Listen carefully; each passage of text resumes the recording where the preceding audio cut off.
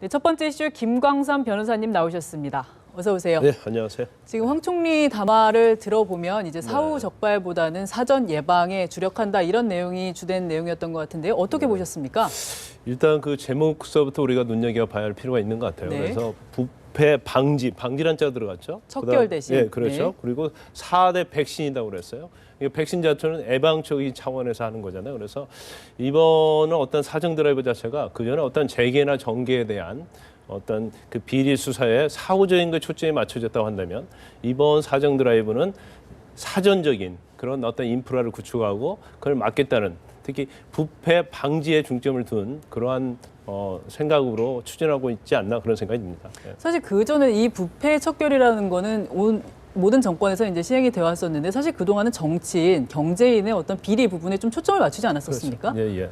뭐 일반적인 어떤 사정 자체는 정치나 재계에 관한 거죠. 그래서 정치 비리 또는 재계 어떤 비자금 수사와 관련된 그런 것들이었는데 이번에는 뭐 좀 다른 부분이 있지 않나 싶어요. 그렇지만 아무리 다르다 하더라도요. 사정 수사를 하다 보면 네. 당연히 거기서 이제 비리가 나타나게 되기 때문에 결국은 결과적으로 부수적으로 당연히 부패 척결 수사는 할 수밖에 없는 거고 결국 척결의 대상은 그게 어느 범위로 한정되느냐, 뭐 국책 사업이냐, 뭐 정치냐, 재계냐, 결국에 확대될 가능성이 굉장히 크다는 거죠. 그래서 그 전과는 좀 다르지만 그래도 수사를 하다 보면 그런 경우가 생긴다는 거고 일단 뭐 우리가 눈여겨봐야 할 대목이 반부패 방지 특별 수사단이 또 발족하지 않습니까? 그래서 이 반부패 특별 수사단이긴 하지만 수사를 전격적으로 사정 수사를 하겠다는 그런 신호탄을 볼 수 있는 거예요. 그래서 또 그 특별 수사단 안에 있는 수사들이 전체적으로 보면 다 특별 수사 전문 검사로 이렇게 채워져 있거든요. 네. 그렇다고 한다면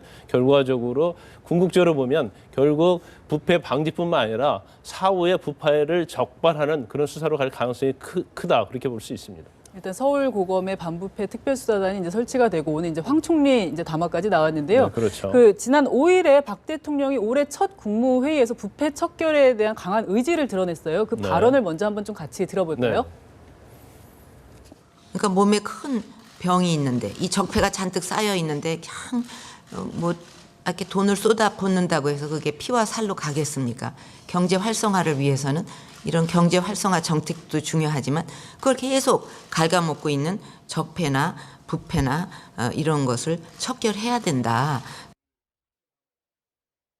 네, 그런데 사실은 내일 박근혜 대통령이 이제 북핵 실험 관련해서 담화가 예정돼 있지 않습니까? 네. 그래서 황 총리가 오늘 부패와 관련돼서 이렇게 담화를 하긴 했지만 좀 관심을 받기가 어려운 시점 아닌가 싶은데요. 근데 오늘 황 총리가 이렇게 뭐 서둘러서 오늘 발표한 이유는 아마 5일 방금 박근혜 대통령이 뭐 국무회에서 말한 것처럼 그 부분에 대해서 어떤 시행을 하기 때문에 구체적으로 어떻게 시행했다는 걸 이제 내놓은 거죠. 그래서 아마 이건 뭐 그 정부 자체 내에서도 이미 계획이 있었던 것으로 보이고요. 네. 내일 자체는 북핵에 관한 것이 집중이 될 것이고 네. 또 어떤 증시 폭락이랄지 경제 활성화 뭐 그런 여러 지금 굉장히 퍼펙트 스톰이라고 할거 한국 경제 굉장히 어려운 상황 아닌가요? 그래서 일단 가장 중요한 안보에 관한 북한 핵 문제 그리고 중국 증시 폭락이랄지 경제 문제랄지 이제 그런 거에 전체 대해서 하기 때문에 이 부패 방지 프로그램 자체는 내일 발표하는 것 중에 일부고요. 또 5일 날 국무회에서 이 얘기를 미리 했기 때문에 그거에 대한 어떤 구체적인 시행 방법에 대해서 황교안 총리가 발표하는 것을 보면 될 겁니다. 이제 본격적으로 이제 부패 방지에 대한 어떤 방안들이 시행이 될 텐데요. 아마 수사도 이제 병행이 될 거고요. 네. 그 황교안 총리가 첫 법무장관 출신의 총리 아닙니까? 그렇죠. 이게 이런 부패 방지 노력에 어떤 좀 도움이 될 수 있을까요? 효과가 있을까요? 당연히 도움이 될 수 있죠. 지난번에 전 국무총리였던 뭐 이완구 총리가 뭐 그 당시에 부패 척결을 어떤 내세우고 했지만 결과적으로 뭐 용두사미가 됐어요. 그렇지만 뭐 사실 법무장관 출신의 총리이기 때문에 수사에 대해서 훨씬 더 잘 아는 거죠. 그래서 또 거기에 의해서 또 반부패 범죄 특별수사단이 꾸려졌고 그래서 같이 호흡을 맞출 수 있는 아주 어떻게 보면 수사를 잘할 수 있는 어떤 인위적인 조직적인 토대는 다 마련됐다고 볼 수 있는 겁니다. 네. 그래서 부패방지 특별수사단 자체가 또 검찰총장 직속으로 있기 때문에 검찰총장, 법무부 장관, 또 국무총리 이렇게 조직적으로 어떻게 보면 상하 수직적으로 잘 연결돼 있는 거죠. 그래서 네. 아마 수사를 하는 데 있어서는 어떤 예산이랄지 어떤 인적 자원의 보충이랄지 그런 것도 굉장히 잘 이루어질 가능성이 크다고 보시면 됩니다. 어쩌면 고강도 사정 드라이브가 정말 그렇죠, 본격적으로 그렇죠. 걸릴 수 있는 네네. 그런 상황인 것 같은데요. 사실 오늘 이렇게 황 총리 담화를 보면서 작년 3월에 이완구 총리 그 부패 관련 담화를 떠올리시는 분들이 많으실 것 같아요. 근데 그러고 나서 이제 이완구 총리 본인이 그 성완종 리스트에 좀 연루되면서 좀 그렇죠. 최단계 총리로 낙마하는 그런 그렇죠. 불명예를 얻었는데 그때 박근혜 정부의 부패 척결을 이제 조금 흠집이 났던 거 아닐까요? 앞으로 어떻게 전망하세요?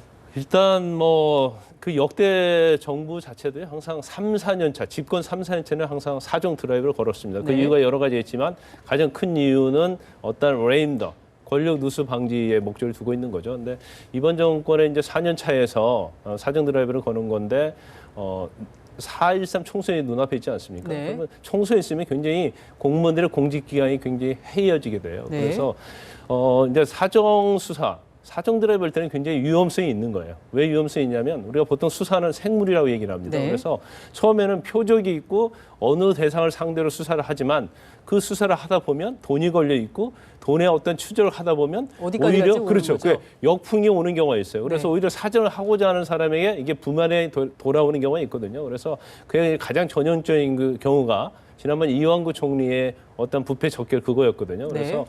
뭐 아마 이번 수사는 주로 SOC와 관련된 국책 사업에 굉장히 중점을 둘 것 같아요. 그래서 가장 대표적인 것이 KFX 한국 전투기 사업이죠. 네. 그 전투기 사업이 거의 18조 이상이 되는데 불구하고 미국에서 핵심 기술에 대해서는 이전하지 못한다고 거부를 했거든요. 그래서 그 절차랄지 그 과정에서 어떤 비리가 있는지 여부랄지 또 다른 뭐 국제한 국책 사업들이 많이 있죠. 그래서 예를 들어서 부산 항만, 신항만 배우지 개발 사업이랄지 또 울산 항만청에서 실시하는 뭐 동북아 오일 허브 사업이랄지 이제 그런 것들이 굉장히 많이 있기 때문에 아마 그런 국책 사업과 관련돼서 그게 타깃이 될 가능성이 크고 그 과정에서 어떤 비리가 드러난다고 한다면 거기에 대해서 아마 처벌 위주의 수사가 될 것 같고요. 그다음에 수사 과정에서 드러난 거에 대해서는 어떻게 하면 예방적 차원에서 방지할 것인가에 대한 시스템을 구축하는 그런 것들을 머리에 두고 있는 것 같습니다. 정부에서는.